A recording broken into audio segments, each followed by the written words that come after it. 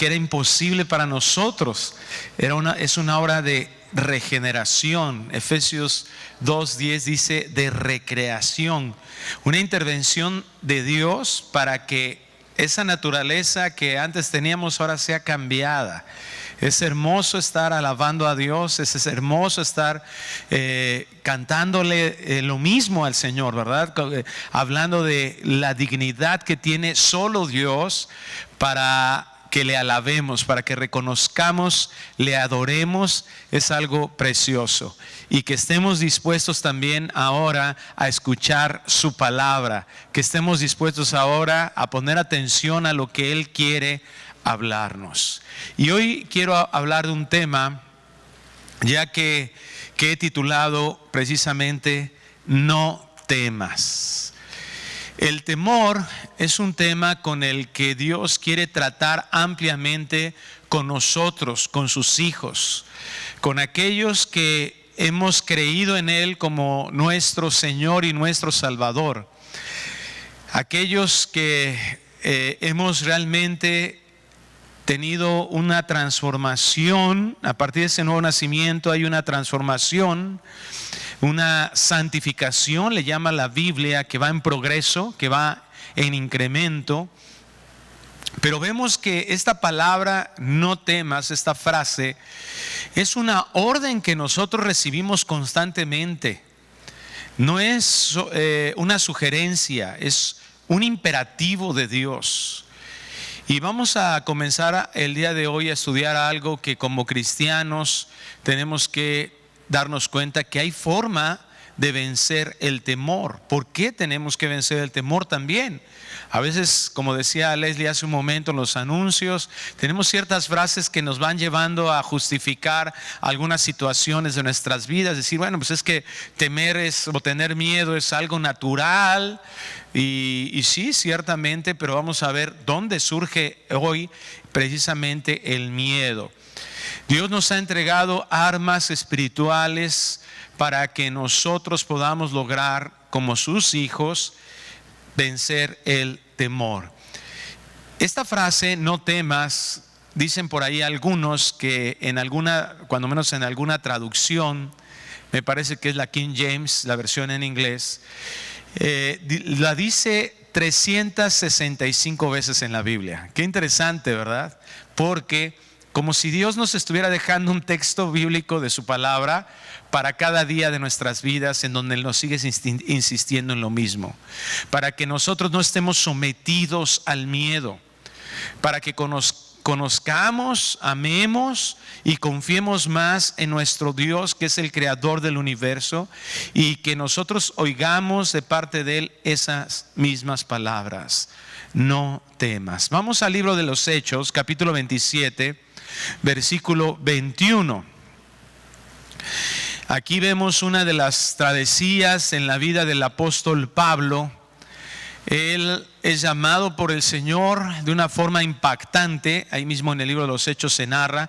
De hecho, es la narrativa de su conversión, y posteriormente en varias partes de la Escritura Él da ese testimonio de su conversión también, y está plasmado ahí por el escritor, ¿verdad?, de este libro hermoso llamado Lucas. Y vemos que dentro de este llamado de Dios, desde que lo llama el Señor, Pablo recibe un mensaje de un siervo de Dios también llamado Ananías, que es enviado para decirle: él es llamado, él ha sido salvado para cumplir el propósito. Yo lo he llamado para ir y predicar mi palabra, mi evangelio. Él comprende este llamado y vemos que tiene una espera. Hay una espera del apóstol a llegar a ser enviado. Su primer viaje misionero, dicen algunos historiadores, que de que se convierte Pablo a que es enviado su primer viaje misionero, pasaron alrededor de 14 años. Entonces vemos que hay un tiempo de preparación del corazón de Pablo, y después, estando ahí, ¿verdad?, en la iglesia, desde la iglesia de Antioquía, sale él a su primer viaje misionero. Y dentro de estos viajes, pues él en su testimonio, principalmente ahí, ¿verdad? Con los Corintios, en la segunda carta de Corintios, él hace un conteo de cosas que había experimentado. Él fue apedreado, fue latigueado, sufrió hambre, sufrió muchas penalidades. Y aquí vemos una de ellas, es el naufragio. La embarcación en la que él va camino, ¿verdad? Naufraga. Y llegamos a este punto en donde Dios habla a su vida. Dice Hechos capítulo 27, versículo 21. Entonces Pablo, como hacía ya mucho que no comíamos, puesto en pie en medio de ellos, dijo: habría sido por cierto conveniente, oh varones, haberme oído y no zarpar de Creta, tan solo para recibir este perjuicio y pérdida. Pero ahora os exhorto a tener buen ánimo, pues no habrá ninguna pérdida de vida entre vosotros, sino solamente de la nave. Porque esta noche ha estado conmigo el ángel del Dios de quien soy y a quien sirvo, diciendo: Pablo, no temas. Es necesario que comparezcas ante César, y aquí Dios te ha concedido todos los que navegan contigo. Por tanto, oh varones, tened buen ánimo, porque yo confío en Dios que será así como se me ha dicho. Le voy a suplicar que cierre sus ojos. Padre, venimos delante de ti, no por nuestros méritos, sino porque nuestro sumo sacerdote perfecto, que es Cristo Jesús, nos abrió el camino hasta tu trono de gracia para venir a través de la oración a suplicarte en su nombre precioso, que tú nos bendigas con tu presencia, que tú nos bendigas en esta tarde con la manifestación de tu Espíritu Santo, para que sea clara tu palabra en nuestras vidas, para que seamos oidores, que escuchemos con claridad, pero que tengamos una actitud de disposición a obedecerla, a entenderla. Eso solo lo puedes hacer tú. Esto no lo puede hacer ningún ser humano. Por eso clamamos a ti, que nuestra mente esté constantemente atenta a tu voz.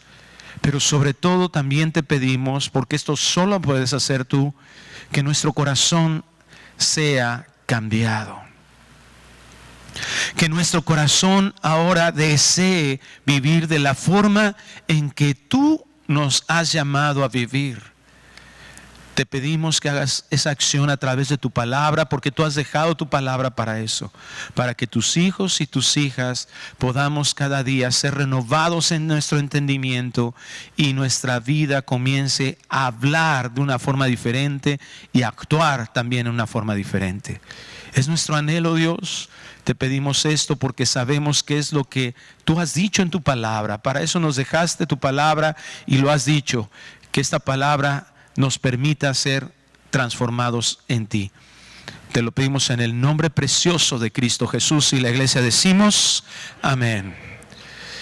Es propio de la naturaleza caída tener temor. A veces queremos naturalizar todo lo que nos sucede. ¿Qué quiere decir esto? Decimos, es natural. Así somos, así soy. Y a veces algunos somos más enojones, y entonces, como decía Leslie hace rato, buscamos como un justificante que nos dé esa forma de vivir. Otros somos más miedosos tal vez. Hay más cosas que nos llevan a estar sometidos a condiciones emocionales como el miedo, y que de igual manera decimos, bueno, pues es que es natural tener miedo. Pero hay cosas que Dios quiere hablarnos y señalarnos. Número 1, vamos a Génesis capítulo 3 para darnos cuenta que el miedo es una característica, como ya lo dije, de la naturaleza caída. ¿Qué significa la naturaleza caída? Bueno, pues aquí está descrito lo que llamamos a esa naturaleza caída. Es decir, en el momento en el que el hombre toma la decisión de desobedecer a Dios y pecar. La naturaleza caída es lo que sucede después de que el hombre peca. Eso es lo que podemos definir teológicamente. Génesis 3:7 nos enseña este esto que sucedió. Dice ahí que cuando el hombre peca, entonces fueron abiertos los ojos de ambos. ¿Quiénes son ambos? Adán y Eva. Y conocieron que estaban desnudos. Entonces cosieron hojas de higuera y se hicieron delantales. Y oyeron la voz de Jehová Dios que se paseaba en el huerto al aire del día. Y el hombre y su mujer se escondieron de la presencia de Jehová Dios entre los árboles del huerto. Mas Jehová Dios llamó al hombre y le dijo: ¿dónde estás tú? Y él respondió: oí tu voz en el huerto y tuve miedo, porque estaba desnudo y me escondí. Cuando entra el pecado a la humanidad, que es lo que acabamos de ver, estamos observando consecuencias que tenemos que considerar nosotros. Esto no existía antes en el ser humano. En Adán y Eva no había esto. Era lo contrario. Era un ambiente de total confianza. Era un ambiente de total relación, no estorbado. Cuando entra el pecado a la humanidad, entonces observamos, número uno, la primera característica que podemos observar en relación a la entrada del pecado al hombre es vergüenza. Dice aquí literalmente, ¿verdad? Ellos se avergonzaron.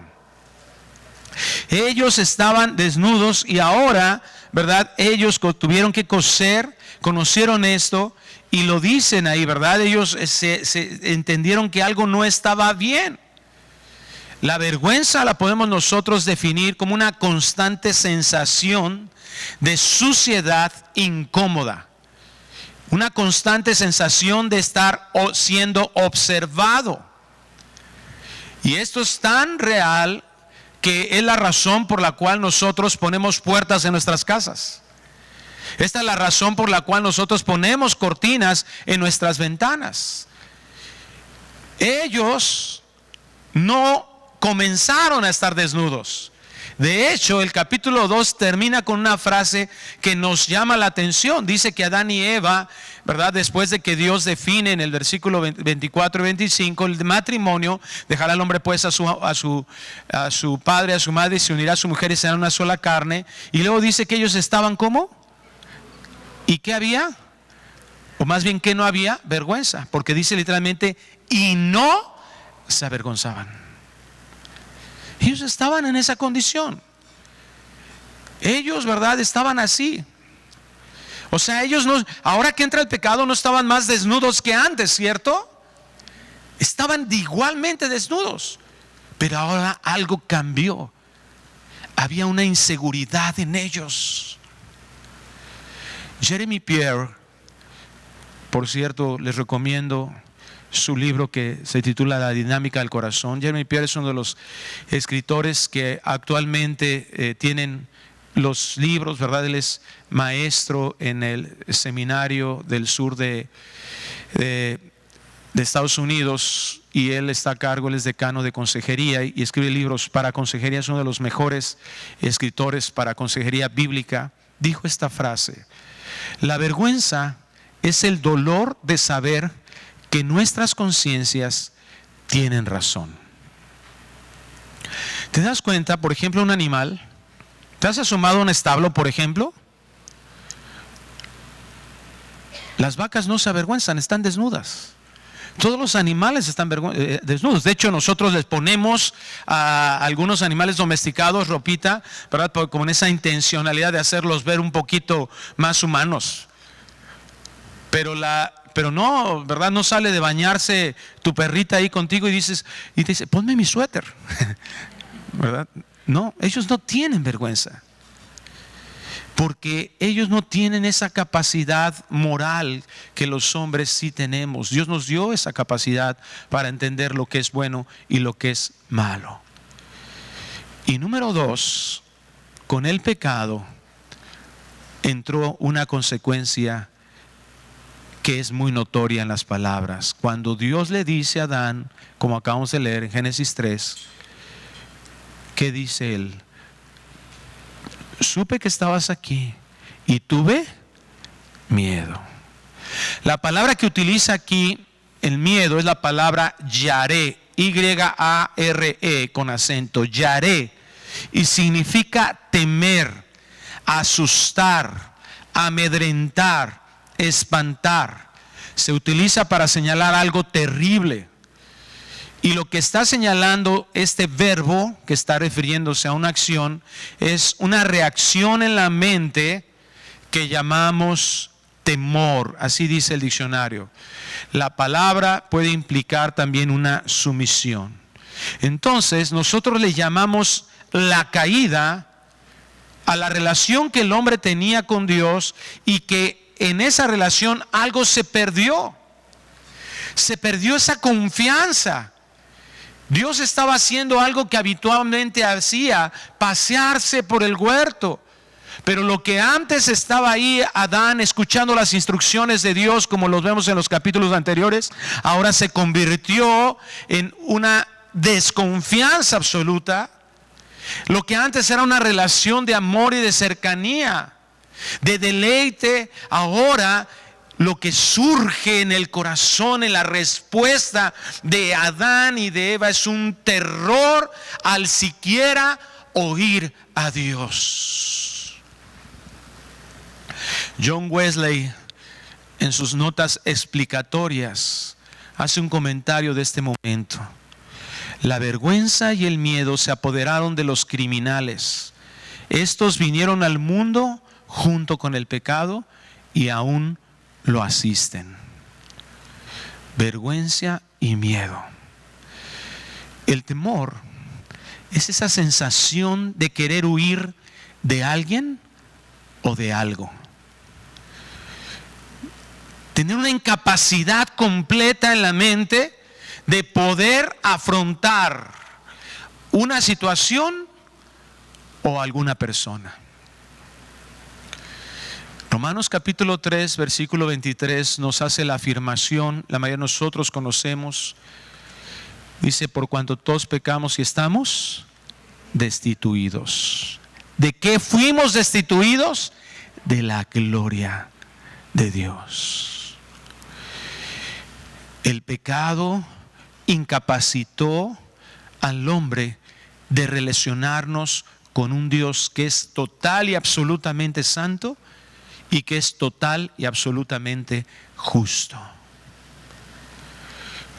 Adán, ante estas palabras de Dios, respondió: oí tu voz en el huerto y tuve miedo. Y además da la razón por la cual él tuvo miedo: porque estaba desnudo y entonces me escondí. No hay una posibilidad humana de cambiar ni siquiera de entender esta condición caída.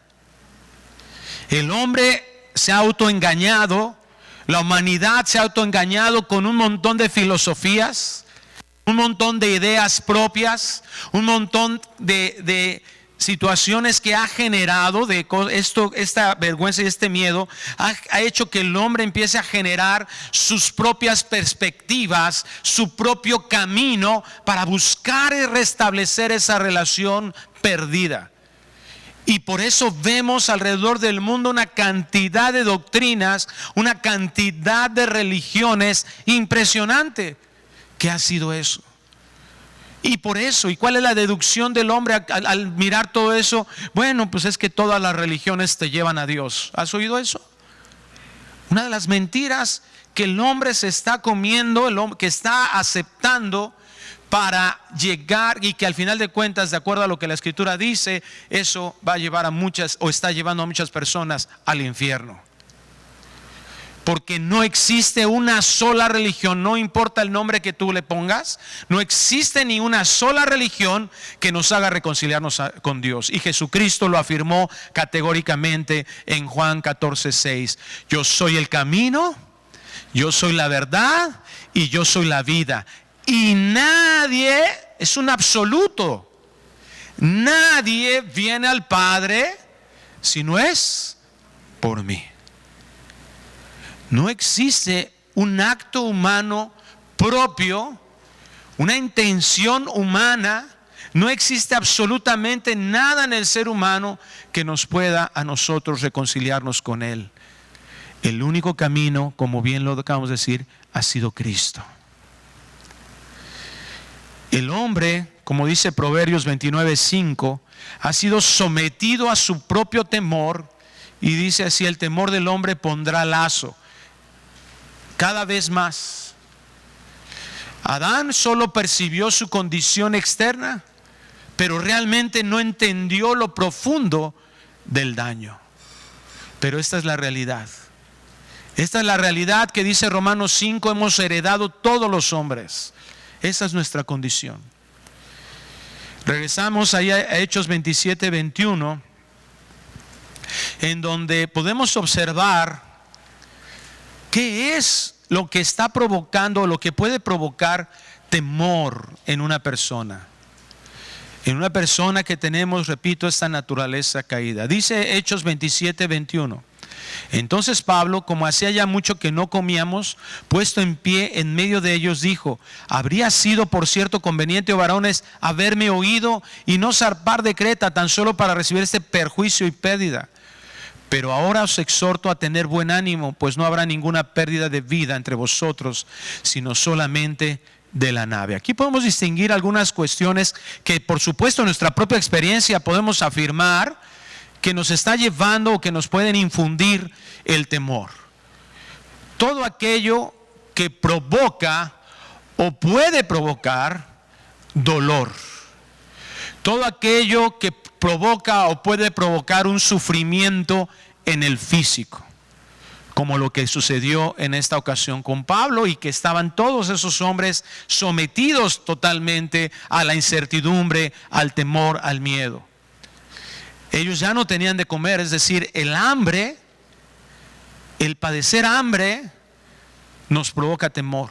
El padecer hambre o el riesgo de padecer hambre. Hay veces, y esto es lo que nos está caracterizando en nuestra sociedad actual, el simplemente pensar en la idea de que mañana no tendré que comer produce miedo.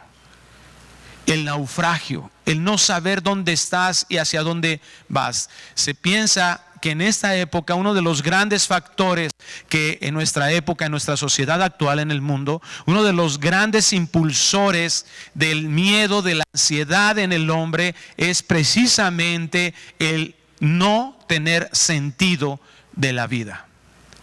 No sé para qué estoy, y se tiene mucho miedo. ¿Qué va a pasar conmigo? ¿Hacia dónde voy? ¿Qué va a suceder de mi vida? Esas preguntas que le llaman de nuestra existencia o de la identidad.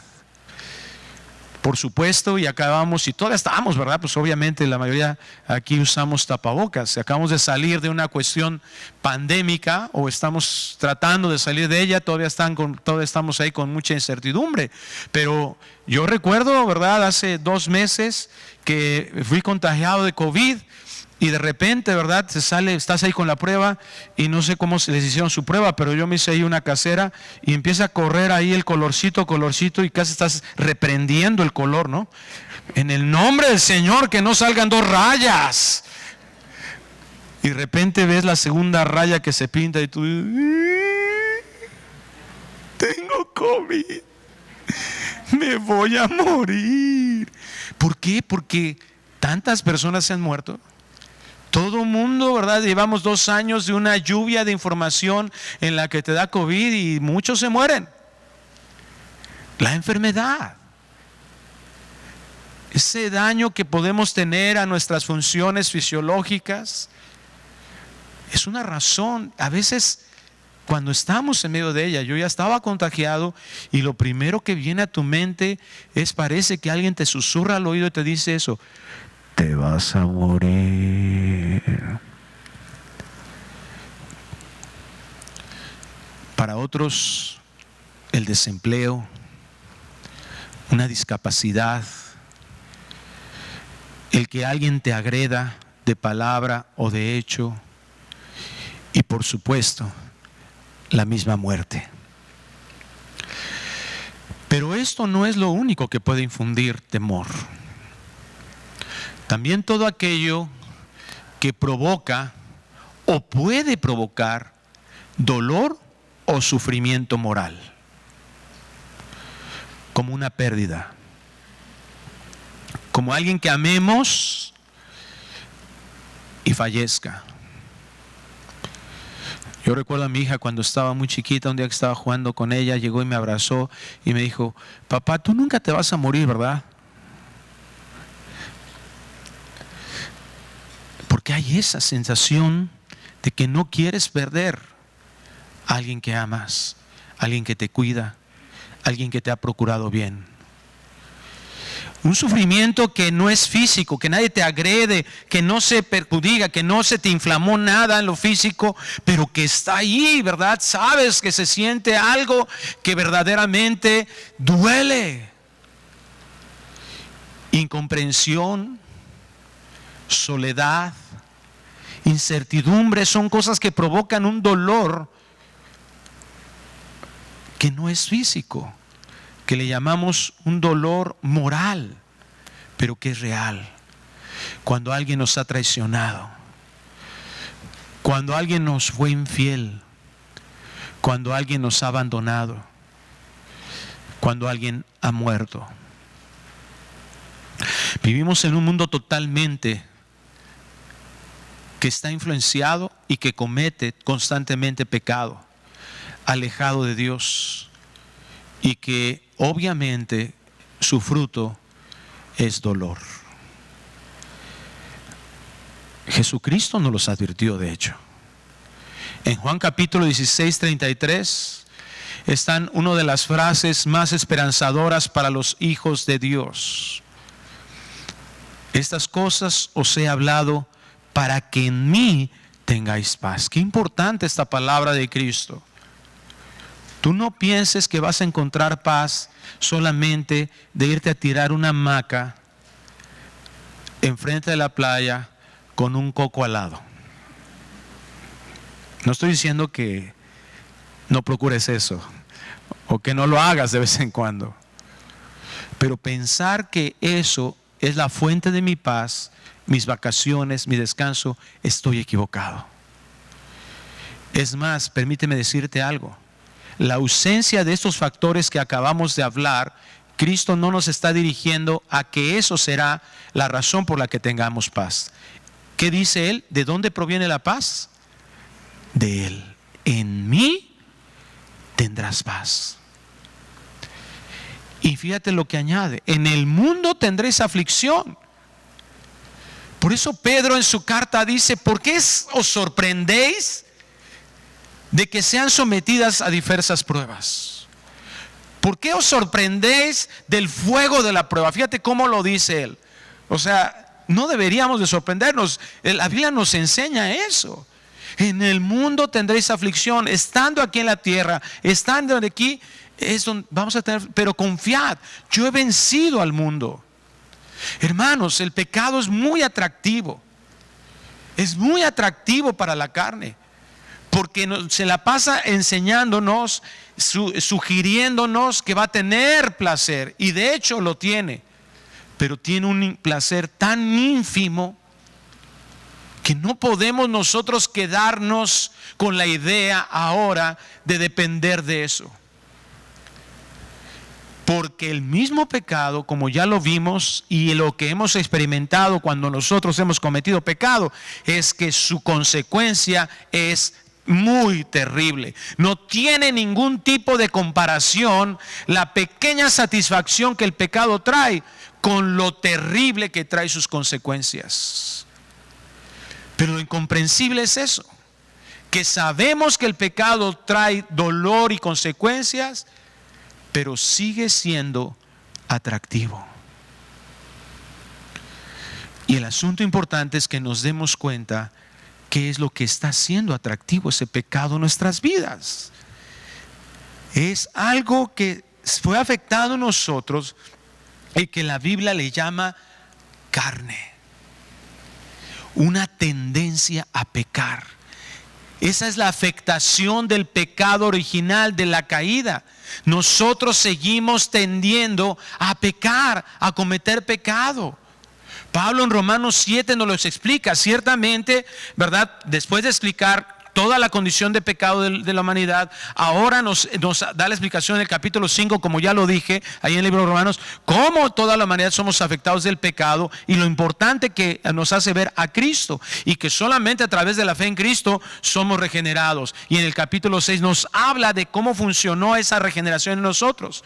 Pero luego en el capítulo 7 nos dice, sin embargo, todavía hay pecado en nosotros. Aún regenerados, aún cuando en el capítulo 6 nos dice que somos muertos con Cristo y resucitados a una vida nueva, nos dice, pero todavía está ahí. Y es tan evidente el mal que existe en nosotros. Somos nosotros todavía susceptibles al pecado. Somos todavía susceptibles al dolor de lo que se ha transgredido, de lo que se ha corrompido a través de tantos siglos por el pecado. Pero Dios ahora nos da una esperanza en Cristo Jesús. Dios da a sus hijos todo lo que es necesario para que no vivamos sometidos al temor. ¿Qué significa? ¿Por qué lo digo de esta manera? Porque aunque nosotros podamos llegar a tener miedo o temor de alguna situación en nuestras vidas, lo que Dios nos enseña es que entre más vayamos conociendo a Dios y entre más vayamos teniendo una relación cercana con Él, entonces podemos afrontarlo, esa tendencia que tenemos todavía a someternos a esa incertidumbre que el temor trae. Fíjate cómo dice ahí el versículo 23 de Hechos 27 que leíamos. ¿Qué sucedió con Pablo? Número 1, dice Hechos 27, 23. Porque esta noche ha estado conmigo el ángel del Dios de quien soy y a quien sirvo. Dios habilita espiritualmente a sus hijos para que podamos nosotros afrontar las adversidades confiadamente. Ya puse un ejemplo de Juan de las palabras de Jesús que nos han advertido. Vamos a ser sometidos a la aflicción. De esa no nos la vamos a salvar. Eso ya nos tenemos que mentalizar. Y mira qué hermoso es Dios que en su misericordia nos está previendo de eso.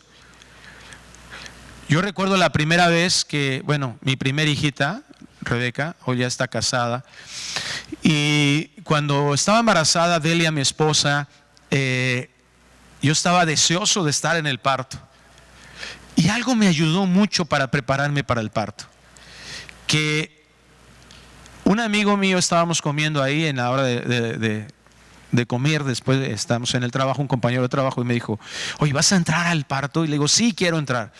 Y él me dice, pues mira, nada más te digo una cosa, no es nada bonito. Porque en las películas de repente te sacan el bebé y ya sale así, está con chinitos y moñitos, ¿no? Y el niñito acá se sonriendo así, ay, ay. Dice, no, tú no vas a encontrar eso, ten cuidado, no vas a encontrar eso, al contrario, mira, salen y sangre por todos lados, y luego además tú ves el color de los bebés y sale así. ¿Te acuerdas ese muñequito que cuando éramos niños lo estirabas así, el Hulk, creo que era, no recuerdo cómo se llama, el hombre, ¿verdad? Y que lo estirabas así, que era como un tono moradito. Le digo, sí, me acuerdo. Le digo, así salen los bebés, arrugados. No recuerdo si me lo dijo, pero me dijo, feos, sin ofender a nadie, ¿verdad?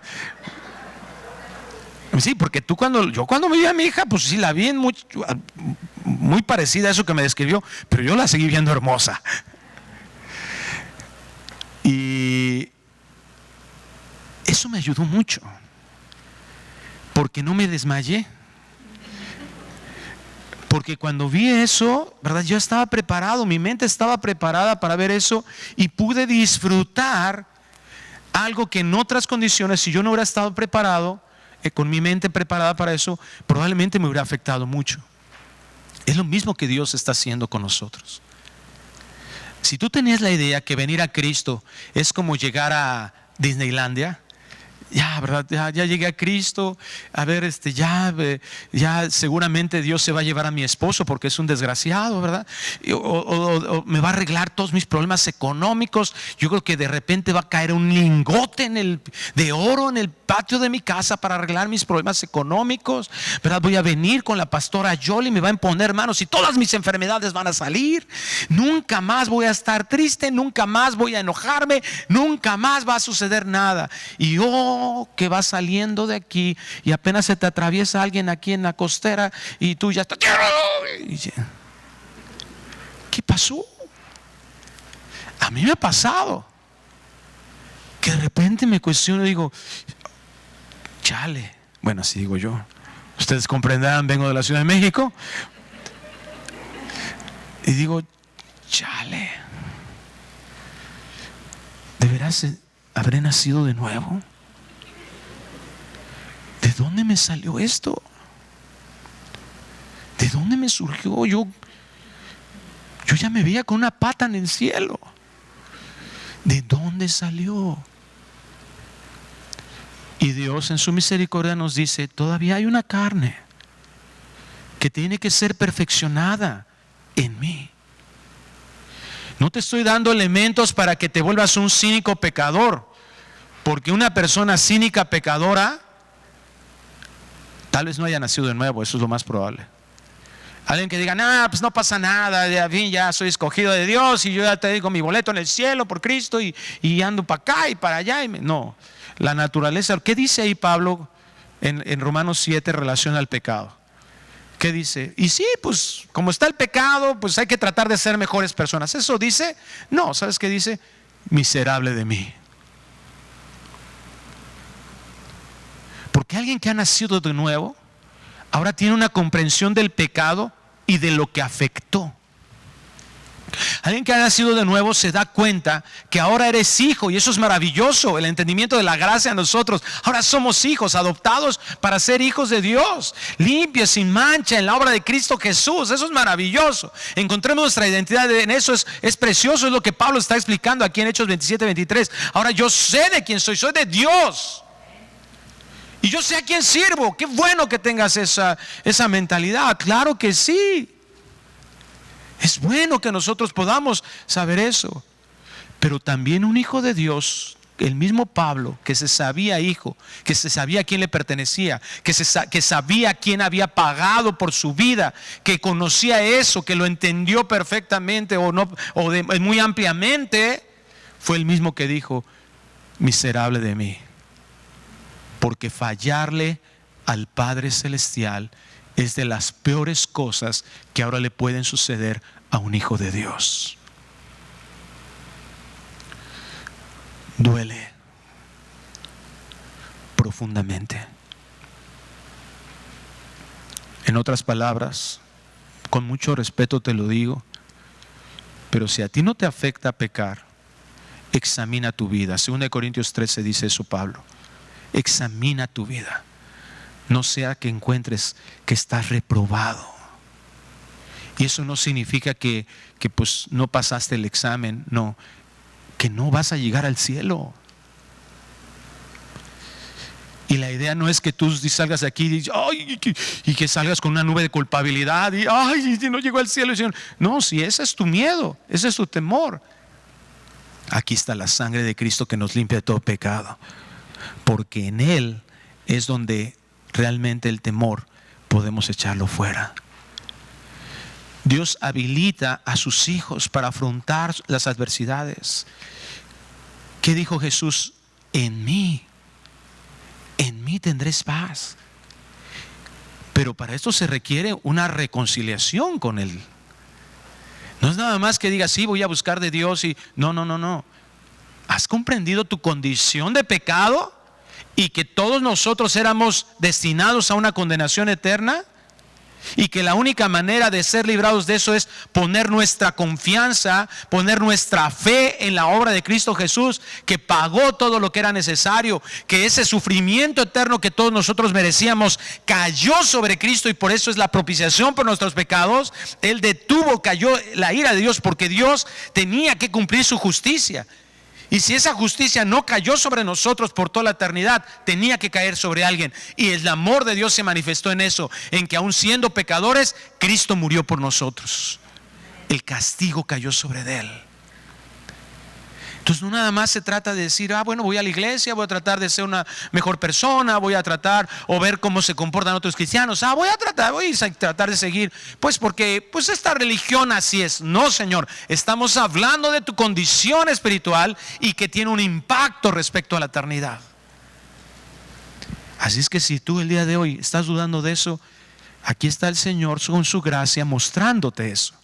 Esa condición para que tú no salgas de este lugar en esa condición, sino que la gracia de Dios se manifieste y que el día de hoy tú, por la gracia de Dios, puedas decir inmerecida, desmerecidamente, yo lo único que hice fue pecar y Dios en su amor me hizo nacer de nuevo porque me amó. Y ahora puedo creer en Él. Es necesario ser redimido. Es necesario para vencer el temor, pertenecer, como dice Pablo aquí, pertenecer al Señor, saber que en la obra de Cristo Jesús se pagó, fuimos redimidos. Eso significa el pago de la deuda por la vida de alguien más. Y ahora entender que estamos al servicio del único vivo Dios. Y entonces Pablo en el versículo 24 recibe un mensaje. Pablo, qué interesante que el Señor personalice su mensaje. Pablo, ¿qué le dice? No temas. Ahora Dios nos dejó, como dije al principio, en su palabra, en la Biblia,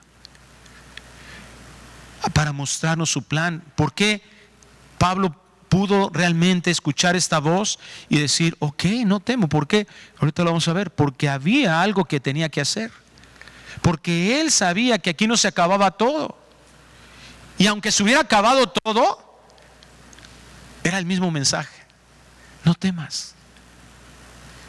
Es la seguridad que tenían los amigos de Daniel ahí ante el horno de fuego. Y le decían, mira, aquí está, te vamos a aventar ahí a ese horno y te vas a chamuscar. Ahora con el COVID escuchaba a algunas personas, no, yo no tengo temor, no tengo miedo. No tengo miedo de morirme. Tengo miedo de morirme así. O sea, no tengo miedo de morirme, solo tengo miedo de morirme que me falte el aire. Como que tratamos, ¿no? Siempre de buscar ese arreglar que no suene tan feo tener miedo a morir. No, o sea, ¿qué importa la forma? Si nosotros estamos seguros y podemos afirmar como el apóstol Pablo ahí en Filipenses 1 que dice, para mí el vivir es Cristo y el morir es ganancia. Lo mismo que estos muchachos, ¿verdad? Enfrente del horno de fuego. Y les decían, mira, aquí está el horno de fuego. Mira nada más, ¿verdad? Hasta acá se siente el calorcito, ¿eh? Tienes dos opciones. O adoras la imagen, mi imagen de Nabucodonosor, o te echamos ahí. Y entonces, ¿qué responden? Mira, oh rey, Dios nos puede librar de ese horno de fuego. Si le place, nos va a librar. Pero si no nos libra, de todas maneras no vamos a adorar tu imagen. Ese es el pensamiento de alguien que tiene su seguridad, que no importa si estás vivo o estás muerto, no importa lo que puedas afrontar, sabes que Dios está contigo. Y que si Dios está permitiendo esa situación, tendrá un buen propósito para su obra. Ni siquiera para mí, para su obra. Porque yo no soy lo más importante, el más importante es Él.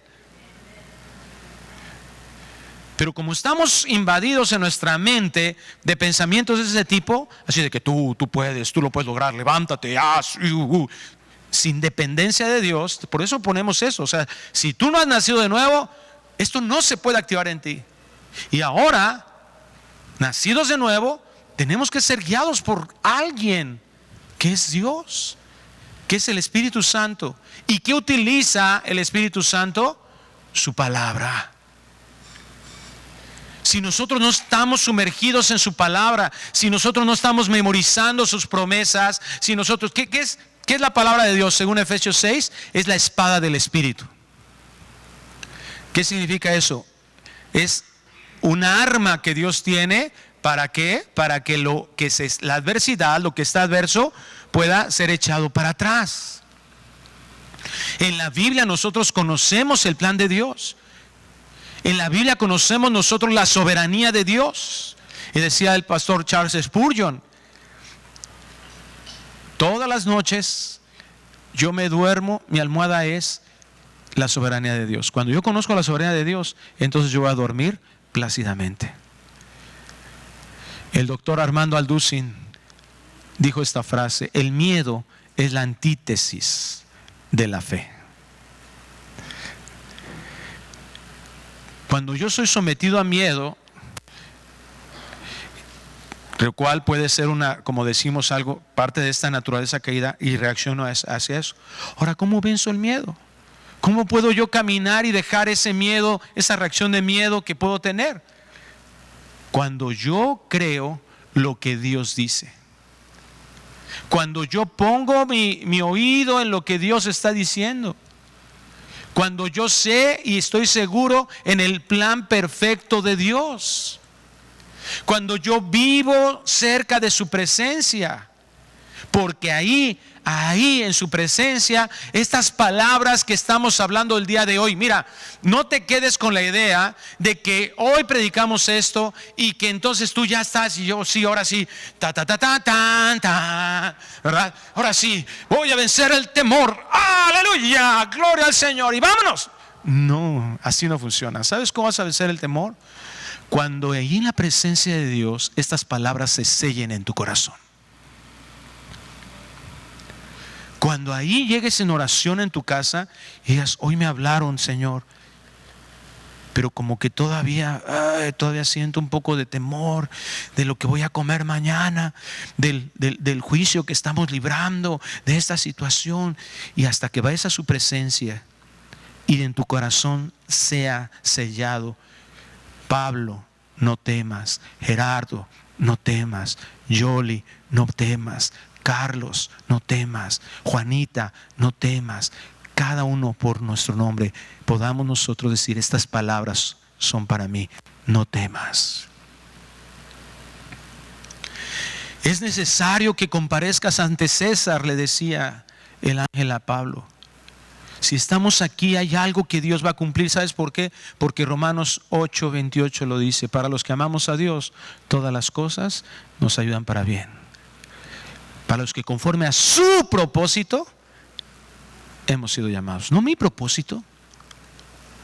No está mal que tú desees comprarte una casa, un cacho nuevo, tener hijos, nietos y bisnietos. Está bien. Ese es mi deseo, Señor. Si tú me lo quieres conceder, amén. Ayúdenme a orar porque mi hija no quiere todavía tener hijos y yo ya quiero nietos. Y yo estoy: Señor, cambia el corazón de mi hija. No, Señor, a tu tiempo, pero yo sí lo anhelo, Señor, cuando tú digas, pero yo ya quiero un nieto.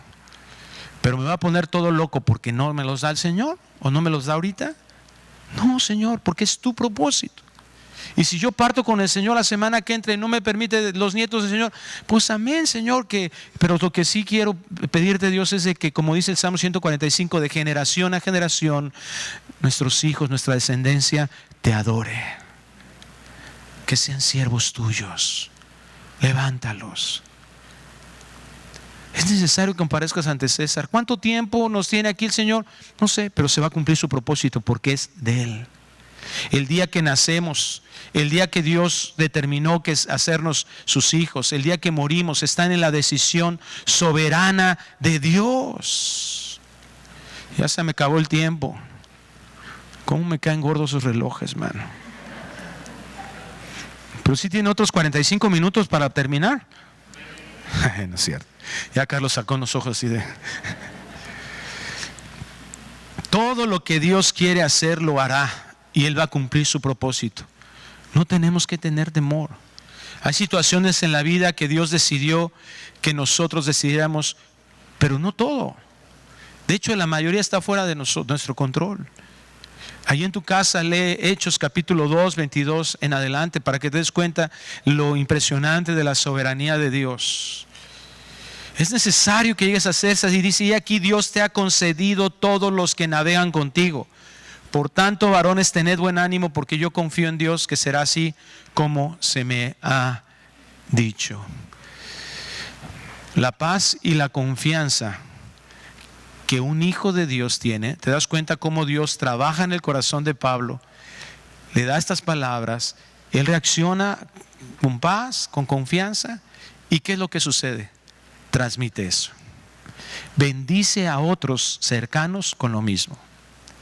El Espíritu Santo usa ese poder protector a sus hijos para que otros puedan mirar eso en nosotros y entonces otros vengan al conocimiento de Dios. Es lo que sucedió con Pablo. Él pudo dar ánimo a otros. Hermanos, somos llamados a ser santos. Y eso significa ser apartados. Iglesia significa eso, que Dios nos saca afuera. ¿Qué significa eso? Que ya no podemos vivir igual que los demás. Que nos volvemos una sal insípida. Cuando nosotros nos dan esa noticia del COVID y estaba todo el día, y mira, te va a llenar, te puede pegar ahí, ¿verdad? Y decir, ¡ay! ¡Híjole!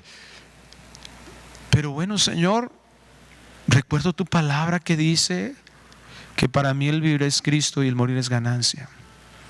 Si tú me quieres llevar mañana, pues allá vamos a estar bien suave tú y yo. Y me quieres conservar aquí y quieres que pase este proceso de enfermedad, tendrás tu propósito.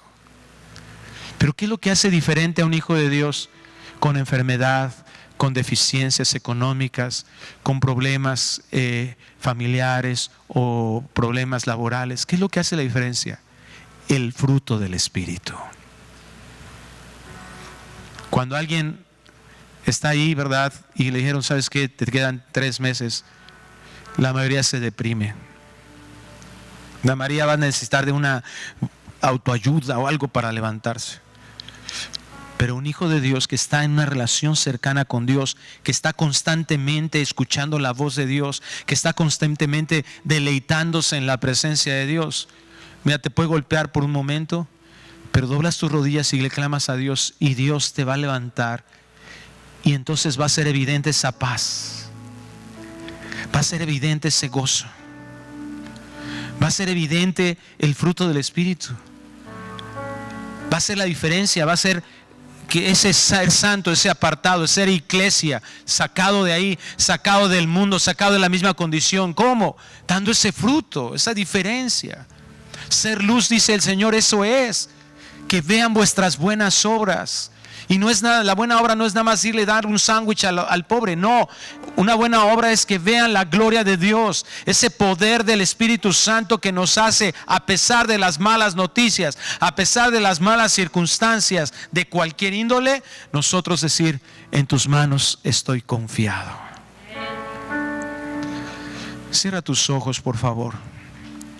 Hay muchas circunstancias que nos invitan a ceder al temor, pero ahora sabemos que Dios te sigue diciendo, me sigue diciendo, nos sigue diciendo, no temas. Un llamado personal de Dios. Esa tendencia carnal es ahora vencible por la obra de Cristo, porque Dios nos dejó el Paracletos, el Consolador, que también significa el ayudador, el Espíritu Santo. Nos dejó el regalo de la fe. Nos dejó la guía de su palabra, la victoria real en nuestras vidas. Y el mensaje sigue siendo el mismo para sus hijos. No temas. Padre, gracias por decirnos que tú estarás con nosotros todos los días. Siempre. No hay un solo instante en que tú te vayas, en que tú no estés deseando manifestarte en nuestras vidas. Pedimos porque esa fe que nos regalaste se active en nuestras vidas y que esa fe nos haga definitivamente echar fuera el temor, el miedo a todas estas circunstancias, que ya no nos caracterice la depresión, que ya no nos caracterice la ansiedad, que ya no nos caracterice la incertidumbre, sino todo lo contrario, que nos pueda caracterizar Que la gente pueda saber que somos tus hijos a través de la forma en que vivimos, en que hay paz en medio de la tormenta, en que seguimos amando a nuestros enemigos, en que hay gozo a pesar de que haya malas noticias. Te pedimos que esta sea la realidad de la vida de tu iglesia, porque es la forma en que realmente vamos a ser usados para que otros vengan al conocimiento de ti y tus promesas se cumplan en medio de nosotros. Gracias por tu palabra, que sabemos que será precisa para lo que quieres seguir trabajando en nuestro corazón. Te amamos, Dios, te adoramos por todo lo que tú eres y te amamos por todo lo que estás haciendo en nuestras vidas. En el nombre de Jesús te pedimos todo esto. Amén.